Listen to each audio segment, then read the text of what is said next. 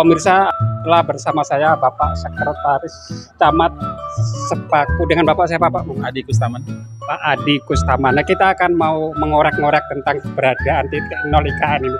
Saya melihat semenjak Jokowi presiden kita berkemah di sana, ini keberadaan titik nol ini luar biasa, mengalami peningkatan dari jumlah kunjungan orang-orang yang penasaran, baik itu dari sekitar wilayah PPU maupun dari Indonesia sana. Memang pasca Presiden Republik Indonesia Insinyur Haji Joko Widodo mengumumkan bahwa ibu kota negara akan dipindahkan, dan kita tahu bahwa dalam 2 tahun terakhir ini ya telah diumumkan. Namun demikian daerah kami, Kecamatan Sepaku, khususnya yang telah ditetapkan dalam Undang-Undang 3 2002 tentang ibu kota negara sebagai delenasi inti ibu kota negara atau kawasan inti pusat pemerintahan. Nah, pasca kunjungan Bapak Presiden yang kedua kalinya dan dirangkai dengan penyatuan tanah dan air ya, dan melakukan camping di sini, Kecamatan Sepaku khususnya luar biasa. Setiap harinya tidak ada kunjungan ya.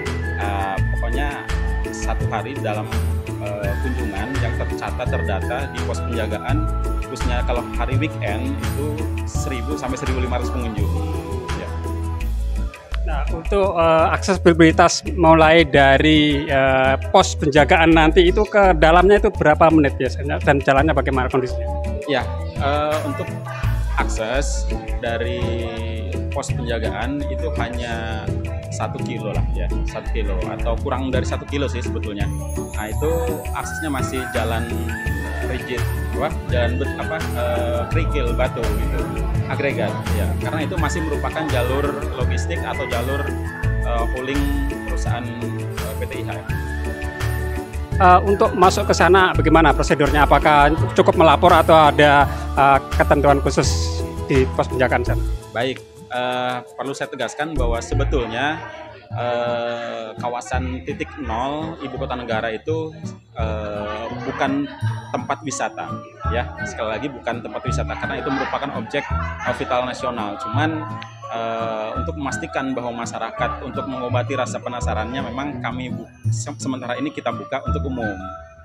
Dan untuk masuk ke sana saya kira tidak ada syarat khusus ya, hanya menunjukkan identitas, meninggalkan nomor handphone di sana, dan bisa dipersilahkan langsung masuk ke titik nol.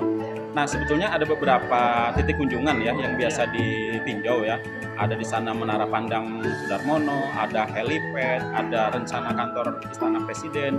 Cuman karena jumlah pengunjung sangat luar biasa ya, jadi untuk ke depan ini ya hanya diizinkan mengunjungi titik nol saja. Kalau untuk di daerah Koramil atau Kodam itu juga saya lihat ada markas di sana, kita boleh juga ke sana? Oh, ada, itu di sekitar calon Istana Negara. Nah, untuk ke sana sementara ini memang tidak diperbolehkan. Bisa diizinkan, cuman harus ada pendampingan dari petugas kita di lapangan. Karena di sana masih jalur, alasannya apa? Kenapa titik yang lain tidak diizinkan untuk dikunjungi? Karena pertimbangannya di sana masih jalur hauling perusahaan